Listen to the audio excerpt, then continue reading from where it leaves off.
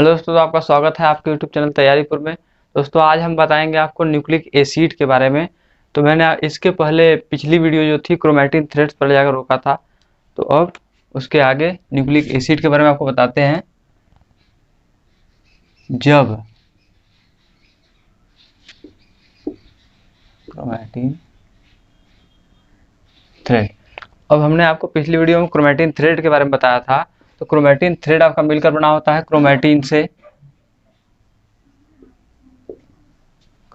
बना होता है। और ये क्रोमैटिन आपका एक न्यूक्लियो प्रोटीन होता है, ठीक ना, एक प्रकार का न्यूक्लियो प्रोटीन होता है। ठीक, अब ये न्यूक्लियो प्रोटीन दो चीजों से मिलकर बना होता है। पहला है आपका न्यूक्लिक एसिड और दूसरा है आपका बेस प्रोटीन। तो अब न्यूक्लिक एसिड क्या होता है कि यह दो प्रकार का होता है। पहला है आपका डीएनए, दूसरा आरएनए। डीएनए आपका क्रोमैटिन थ्रेड्स में पाया जाता है, लेकिन यह अल्प मात्रा में माइटोकॉन्ड्रिया और क्लोरोप्लास्ट में भी पाया जाता है। ठीक, तो अब बात करते हैं इसके स्ट्रक्चर की। तो डीएनए आपका एक पॉलीमर होता है। ठीक,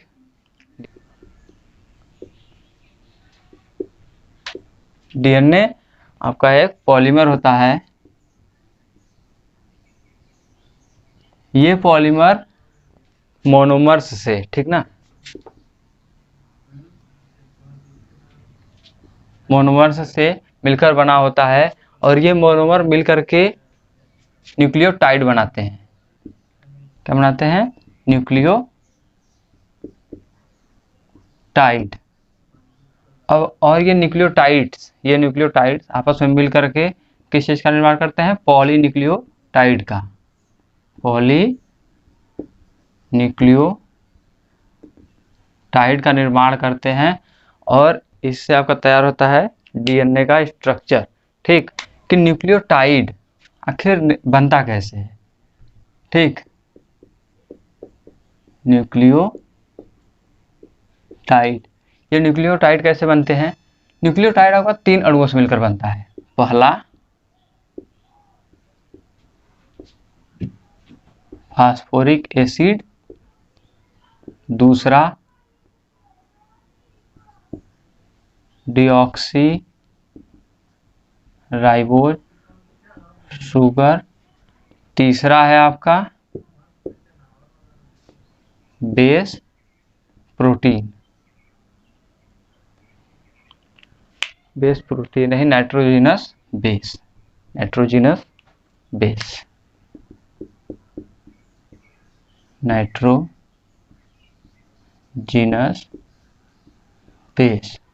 अब ये फास्फोरिक एसिड क्या होता है? फास्फोरिक एसिड का आपका स्ट्रक्चर होता है,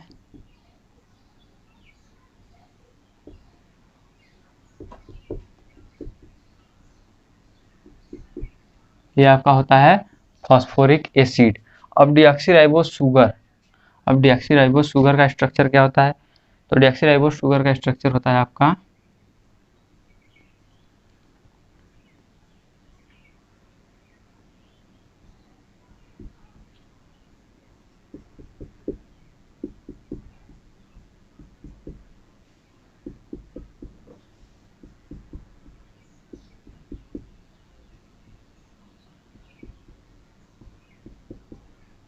ये आपका होता है डीऑक्सीराइबोज शुगर। ठीक, और नाइट्रोजिनस बेस, ये दो प्रकार के होते हैं। ठीक है, पहला होता है आपका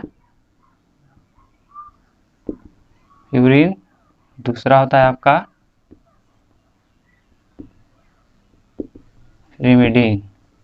तो प्यूरिन आपका दो प्रकार का होता है, एडेनिन और गुआनिन, यह दो प्रकार का होता है, साइटोसिन एंड थाइमिन। ठीक, तो अब एडेनिन और गुआनिन, ठीक, पहला हो गया आपका प्यूरिन, जिसके अंतर्गत आपका आता है एडेनिन एंड गुआनिन। ठीक, तो ये एडेनिन का जो स्ट्रक्चर होता है वो आपका होता है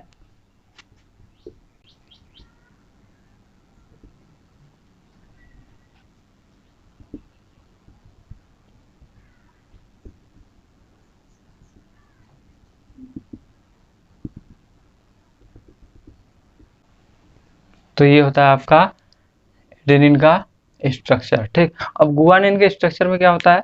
गुआनिन के स्ट्रक्चर में भी बिल्कुल ऐसा ही होता है, बस उसमें होता क्या है कि आपका ये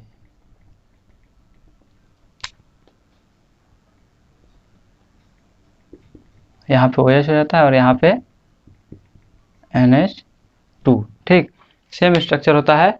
अब बात करें तो ये है आपका गुआनिन। तो अब बात करें पिरिमिडीन की। ठीक, दूसरा है आपका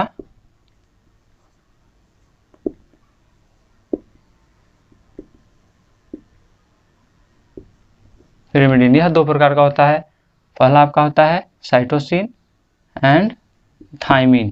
ठीक, साइटोसिन एंड थाइमिन। तो साइटोसिन एंड थाइमिन। अब साइटोसिन का स्ट्रक्चर कैसा होता है? तो चलिए आपको साइटोसिन का स्ट्रक्चर दिखाते हैं।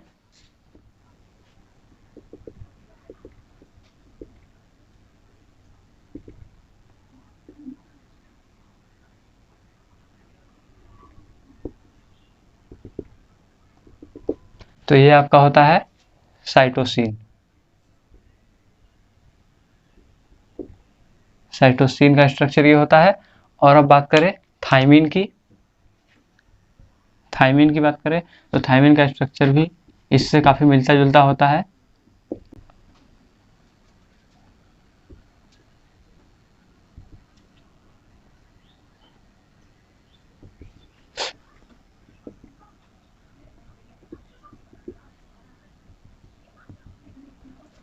तो ये आपका होता है थाइमिन का स्ट्रक्चर। ठीक, ये आपका थाइमिन होता है। तो अब बात करते हैं कि अब ये न्यूक्लियोटाइड बनता कैसे है। ठीक,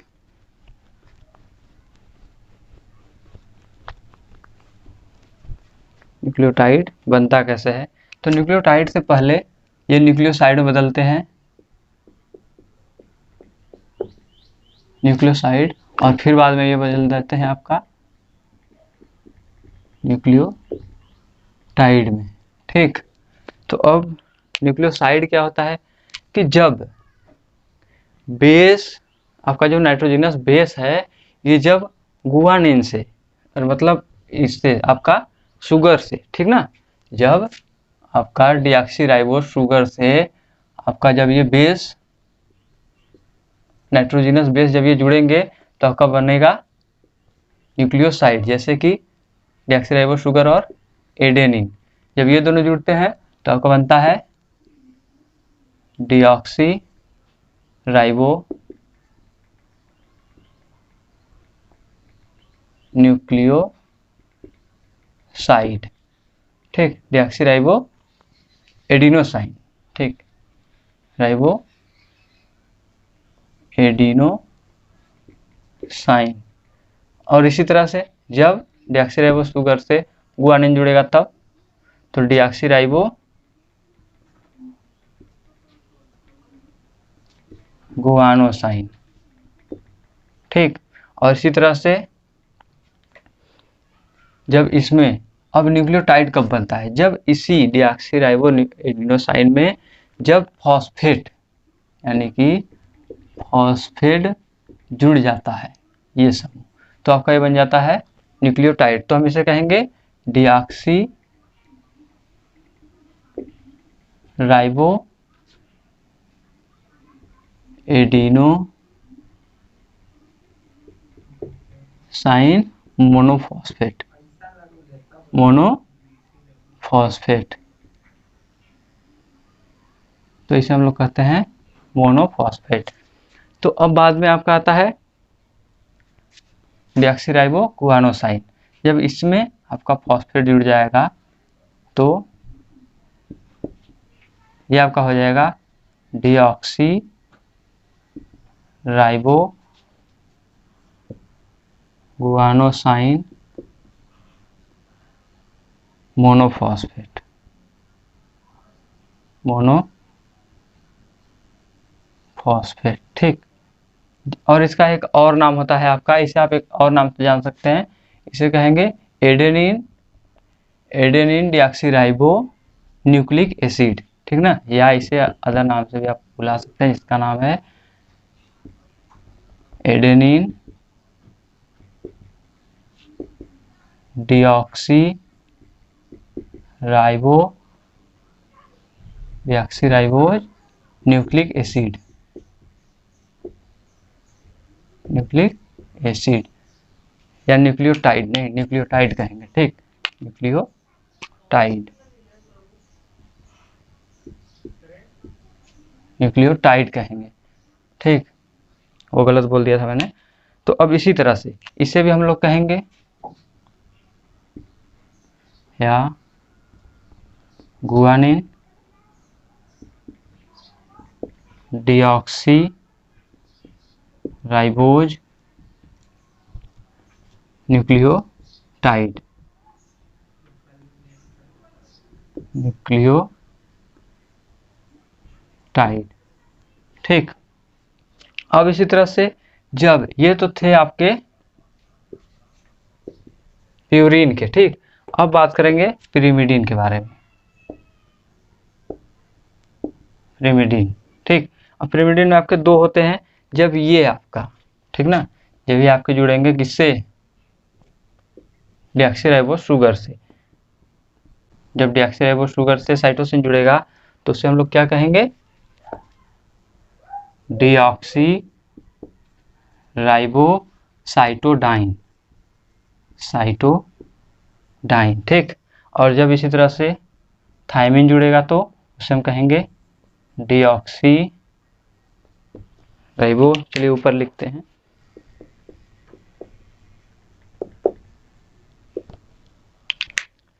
जब इसी डीऑक्सीराइबो शुगर से आपका साइटोसिन जुड़ेगा तो इसे हम लोग कहेंगे डीऑक्सी राइबो साइटोडाइन, ठीक, साइटोडाइन कहेंगे। और जब इसी डीऑक्सीराइबो शुगर से थायमिन जुड़ेगा तो हम इसे कहेंगे डीऑक्सी राइबो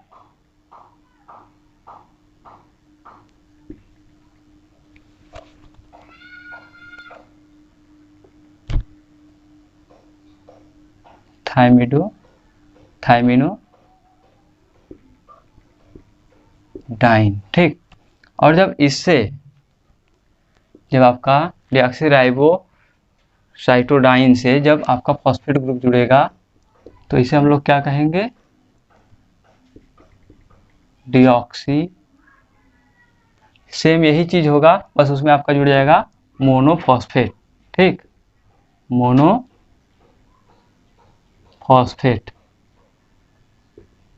मोनोफॉस्फेट जुड़ जाएगा, या इसे आप ये भी कह सकते हैं डीऑक्सीराइब, आपका साइटोसिन डीऑक्सीराइबो न्यूक्लिक एसिड भी कह सकते हैं, ठीक, डीऑक्सीराइबो साइटोसिन न्यूक्लियोटाइड, न्यूक्लियोटाइड भी कह सकते हैं। उसी तरह से इसको आप कह सकते हैं डीऑक्सीराइबो थायमिनोडाइन को आप कह सकते हैं डीऑक्सीराइबो थायमिनोडाइन मोनोफॉस्फेट, या डीऑक्सीराइबो, या इसे कहते हैं थायमीन डीऑक्सीराइबो न्यूक्लियोटाइड, न्यूक्लियोटाइड, ठीक। अब बात करते हैं इनकी संरचनाओं की, ठीक।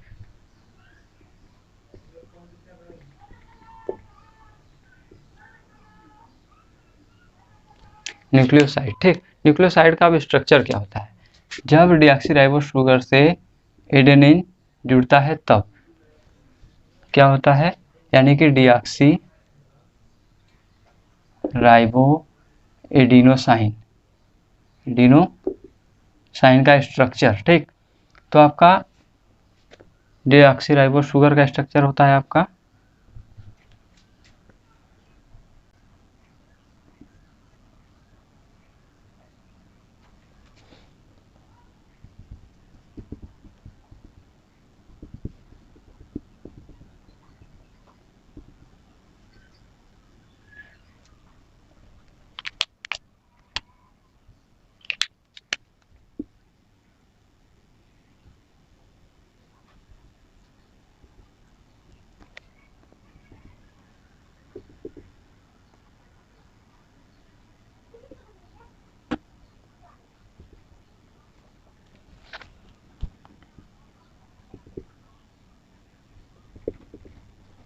तो ये होता है आपका एडिनोसाइन और ये आपका होता है डीऑक्सीराइबो शुगर। ठीक, तो जब ये जुड़ते हैं तो इनकी संरचना ये बन जाती है। ठीक, तो इनकी ये संरचना बन जाती है और यही जब न्यूक्लियोटाइड में बदलते हैं। ठीक, जब ये न्यूक्लियोटाइड में आपका ये हो गया आपका डीऑक्सीराइबो एडिनोसाइन, तो जब यह अब ये है स्ट्रक्चर न्यूक्लियोसाइड का। ठीक, तो अब जब न्यूक्लियोटाइड बनेगा तो ठीक, तो न्यूक्लियोटाइड में क्या होता है कि आपका एक फास्फेट ग्रुप यानी फास्फोरिक एसिड आकर के इसमें जुड़ जाता है। तो उसका स्ट्रक्चर चलिए आपको दिखाते हैं। तो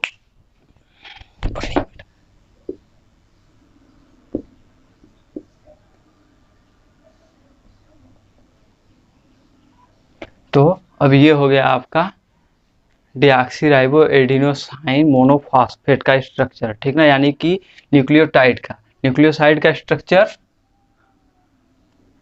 ये होता है। लेकिन जब इसमें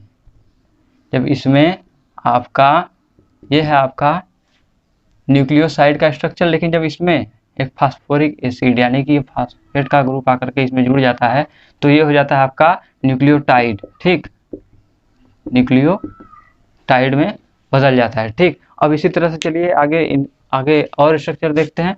तो अब इसी में हो जाएगा आपका दूसरा डीऑक्सीराइबो गुआनोसाइन। ठीक ना, डीऑक्सीराइबो गुआनोसाइन, जैसा कि मैंने आपको पिछले थोड़ा सा पहले बताया था। तो अब इसमें क्या होगा, गुआनोसाइन में होता कुछ ज़्यादा नहीं है, बस यहाँ पर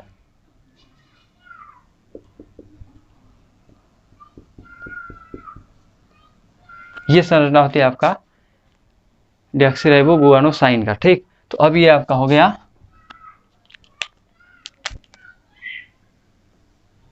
गुआनोसाइन। ठीक, तो अभी आपका जो स्ट्रक्चर है, ठीक ना, जो ये आपका स्ट्रक्चर है, ये आपका स्ट्रक्चर है डीऑक्सीराइबो गुआनोसाइन यानी कि न्यूक्लियोसाइड का। ठीक, अब ये जब न्यूक्लियोटाइड में बदलेगा तो क्या होगा, एक फास्फेट ग्रुप आके इससे जुड़ जाएगा और ये हो जाएगा आपका डीऑक्सीराइबो गुआनोसाइन मोनोफॉस्फेट यानी कि एक न्यूक्लियोटाइड। ठीक, अब इसी तरह से साइटोसिन का देखते हैं।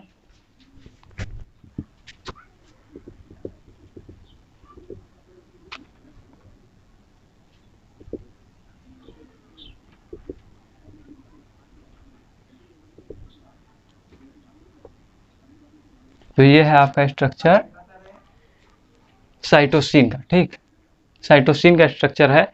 तो अब जब ये आपका डीऑक्सीराइबो शुगर से जुड़ेगा, ठीक, जब ये डीऑक्सीराइबो शुगर से जुड़ता है तो ये आपका बना लेता है डीऑक्सीराइबो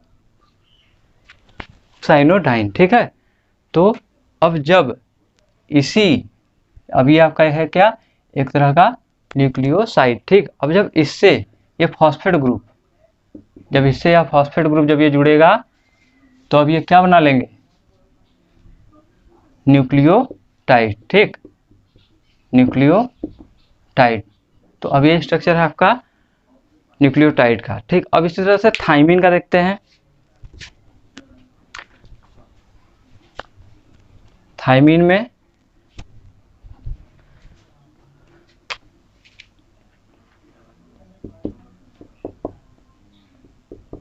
में क्या होता है कि इनमें कोई खास बदलाव नहीं होता, बस यहाँ पर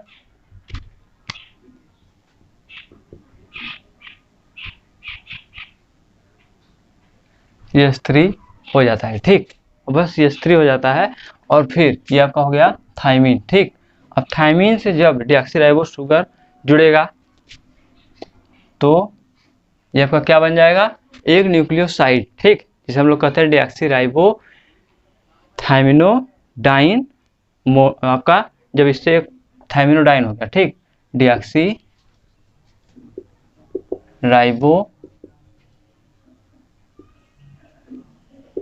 थाइमिनोडाइन। ठीक, थाइमिनोडाइन हो गया। अब जब इससे ये फास्फेट ग्रुप जुड़ेगा, ठीक, ये फास्फेट ग्रुप जब इससे जुड़ जाएगा तो ये एक न्यूक्लियोटाइड हो जाएगा जिसका नाम होगा डीऑक्सीराइबोथाइमिनोडाइन मोनोफॉस्फेट। ठीक, तो अब ये हो गए।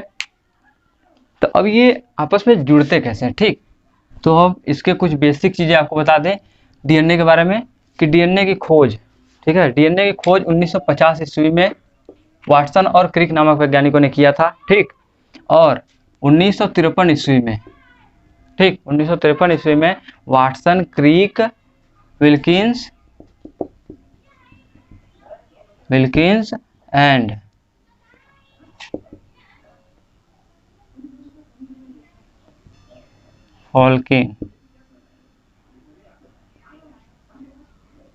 फॉल्किन नामक वैज्ञानिकों ने, वाटसन और क्रिक और फिल्किंस एंड वाल्किंस नामक वैज्ञानिकों ने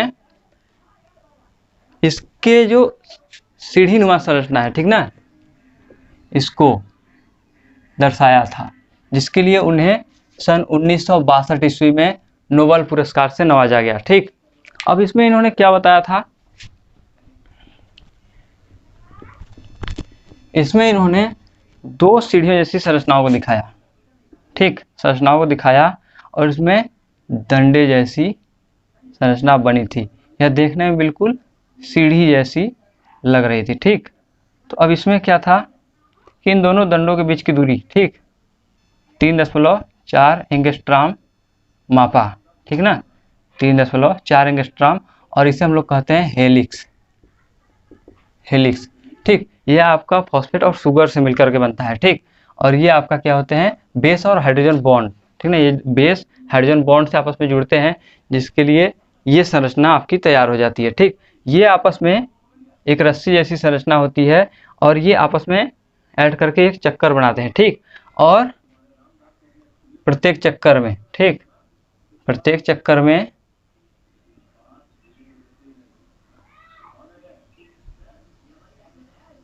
10 डंडे जैसी संरचना होती है, ठीक, ठीक, जिसके बीच की दूरी 3.4 एंगस्ट्रॉम होती है।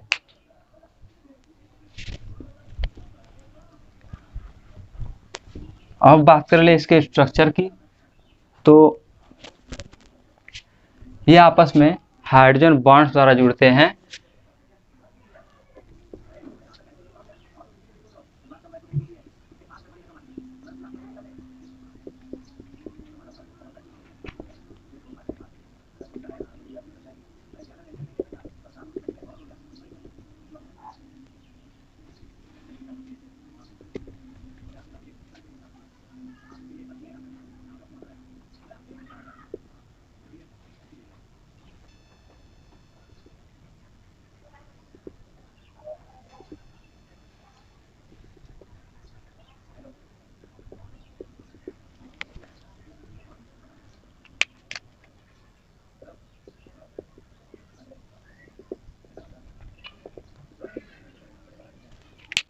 तो ये है आपके स्ट्रक्चर, एडेनिन और डीऑक्सीराइबोस शुगर और फास्फोरिक एसिड का, ठीक। जब ये जुड़ेंगे, ठीक, तो ये आपका इसका जो कार्बन होता है ये इस नाइट्रोजन से जुड़ता है, लेकिन ये आपका स्ट्रक्चर ठीक इसका उल्टा हो जाता है, ठीक।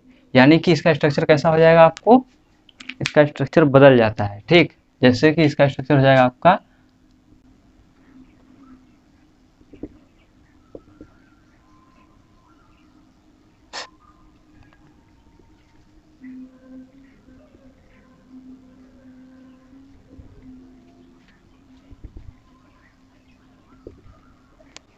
तो ये स्ट्रक्चर आपका हो गया एडिनोसाइन का, जो कि जुड़ता है किससे,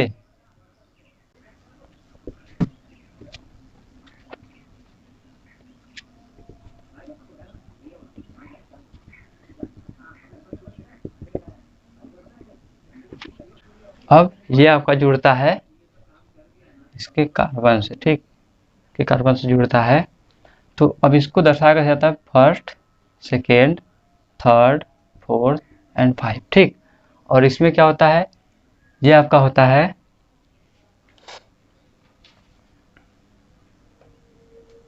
नौवां नाइट्रोजन, ठीक। इसका जो नौवां होता है, इसके 9वें खंड से ये जुड़ता है इसका पहला खंड, ठीक। तो अब इसमें क्या होगा, जब फास्फोरिक एसिड जुड़ेगा, ठीक, जब फास्फोरिक एसिड जुड़ेगा, वीडियो को ज़्यादा लंबा नहीं करते हैं, थोड़ा जल्दी जल्दी बताते हैं, ठीक। तो जब इसमें फास्फोरिक एसिड जुड़ता है, ठीक, तो क्या होगा कि जब जुड़ेगा तो आपका ये हाइड्रोजन हट जाता है और ये होता है आपका स्ट्रक्चर। ये है आपका पूरा स्ट्रक्चर एक न्यूक्लियोटाइड का, ठीक, न्यूक्लियोटाइड, ठीक, ये है आपका एक न्यूक्लियोटाइड का पूरा स्ट्रक्चर जिसे हम कहते हैं PDA, ठीक। ये है आपका न्यूक्लियोटाइड और इसमें होता क्या है कि जब ये जुड़ते हैं, ठीक, तो जब ये जुड़ते हैं तो होता क्या है,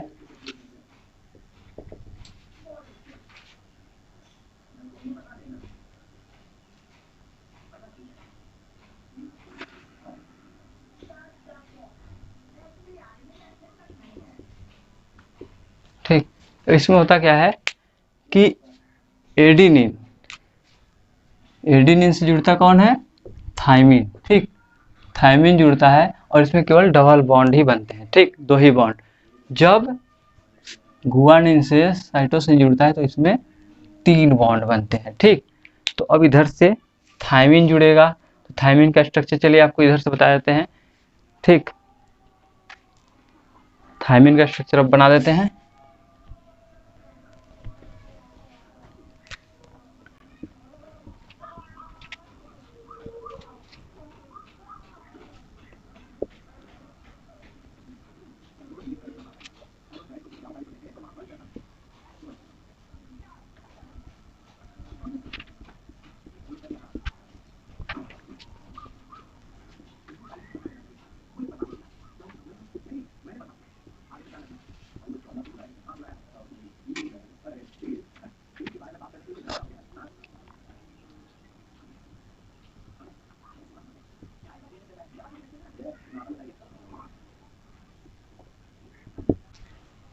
ठीक, तो ये हो गया आपका थाइमिन, ठीक, और ये आपका हो गया डीऑक्सीराइबोस शुगर, ठीक। जब ये आपस में जुड़ते कैसे हैं, ये आपका इस तरह से जुड़ जाते हैं और लेकिन इसमें क्या होता है,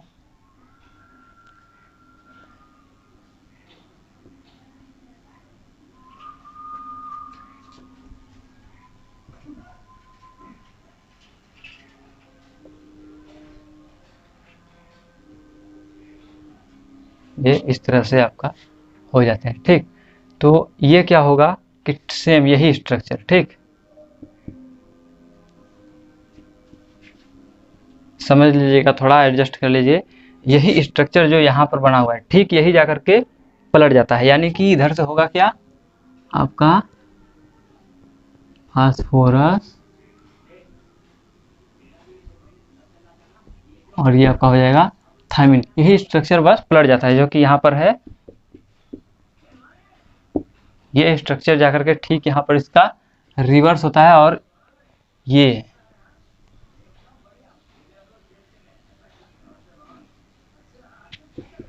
आपके आपस में जुड़ जाते हैं, ठीक, ये आपस में आपके जुड़ जाते हैं और फिर जब अब इनका तो हो गया, अब जब जुड़ते हैं कौन, गुआनिन और साइटोसिन, ठीक। और गुआनिन और साइटोसिन में क्या होता है कि गुआनिन साइटोसिन में ढेर अंतर होता नहीं है ज़्यादा, बस फर्क होता है आपका छोटा सा।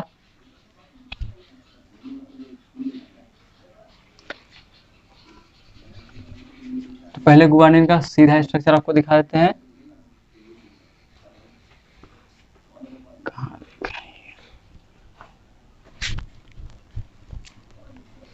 गुआनोसाइन,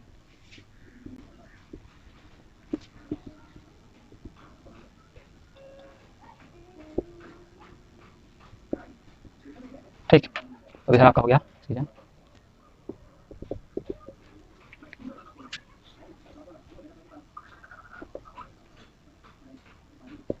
ठीक। और इधर हो गया ये आपका गुआनोसाइन का स्ट्रक्चर, ठीक। तो अब जब ये जुड़ेगा, ठीक, जब ये जुड़ता है तो ये ठीक इसका उल्टा हो जाएगा, जैसे कि एडिनोसाइन हुआ था, ठीक ना। अब एडिनोसाइन जिस तरह से हुआ था उसी तरह से इधर भी हो जाएगा आपका,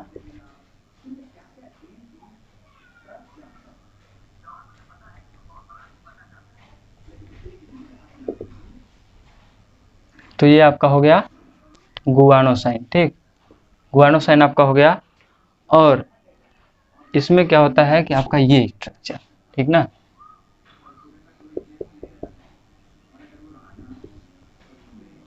ये आपका जुड़ता किससे है, साइटोसिन से, ठीक। अब साइटोसिन में क्या होता है, साइटोसिन में होता क्या है कि पहले आपको साइटोसिन का एक स्ट्रक्चर सीधा दिखाते हैं समझने के लिए, ठीक।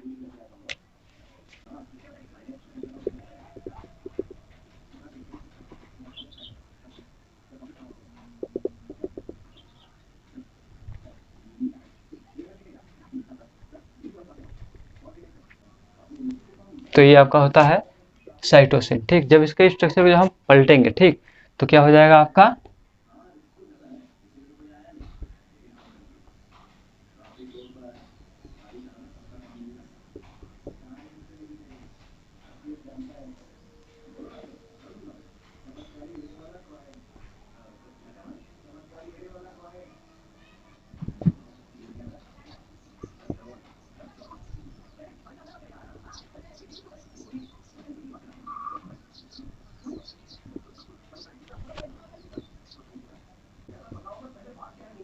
तो ये आपका होता है साइटोसिन का स्ट्रक्चर। तो साइटोसिन में होता क्या है, ठीक। साइटोसिन में आपके ये तीनों बॉन्ड्स ठीक रिवर्स होकर के आपके गुआनोसाइन से जुड़ जाते हैं, ठीक ना। तो अब थायमिन का स्ट्रक्चर मैंने थोड़ा गलत कर दिया था जल्दी में, लेकिन थायमिन में होता क्या है, थायमिन में यहाँ पर हाइड्रोजन हो जाता है और इधर आपका हो जाता है डबल बॉन्ड ओ। तो ये आपका होता है थायमिन का स्ट्रक्चर। जल्दबाजी में थोड़ा गलत हो गया था तो समझ लीजिए अभी अगर एडिनोसाइन होता तो एडिनोसाइन से ये दोनों बॉन्ड जाकर के जुड़ जाते। अब ये हो गया है आपका साइटोसिन। साइटोसिन में आपका होता है यहाँ पे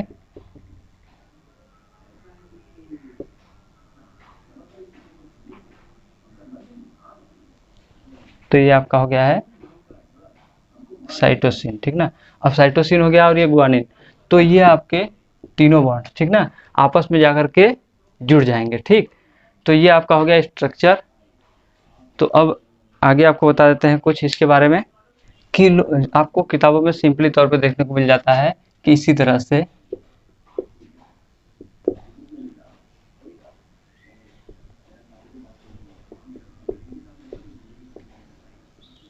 देखने को मिल जाता है। तो ये समझने के लिए होता है। तो इसका स्ट्रक्चर मैंने आपको बता दिया। तो अब क्या है कि इसके आगे हम आपको आरएनए के बारे में बताएंगे। आरएनए में भी ऐसा ही होता है, बस उसमें क्या होता है कि एडेनिन, गुआनिन, साइटोसिन, थायमिन, उसमें थायमिन की जगह पे यूरेसिल हो जाता है। तो अब हम अगली वीडियो में आपको आरएनए के बारे में बताएंगे। तो आज का हमारा ये आपका जो डीएनए का जो स्ट्रक्चर है, अभी डीएनए के बारे में कुछ और चीज़ें हैं जो हम आपको आरएनए के बताने के बाद डीएनए और आरएनए को दोनों को जब बता लेंगे तो आपको कुछ चीज़ें बताएंगे कि क्रोमोसोम का निर्माण कैसे होता है इनके जरिए। तो चलिए आज के लिए बस इतना ही। अगले वीडियो में हम आपको आरएनए के बारे में बताएंगे। तो आज की आपको ये वीडियो कैसी लगी, अगर अच्छी लगी तो प्लीज़ इसे लाइक जरूर कीजिएगा और अपने दोस्तों में शेयर कीजिए। अगर आप हमारे चैनल पर नए हैं तो इस चैनल को सब्सक्राइब भी कीजिए। और यदि आपका कोई क्वेश्चन हो तो आप हमें कमेंट बॉक्स में कर सकते हैं, हम आपको उसका जवाब किसी न किसी वीडियो में ज़रूर दे देंगे। तो चलिए आज के लिए बस इतना ही, तब तक के लिए फिर मिलेंगे आपसे एक वीडियो में।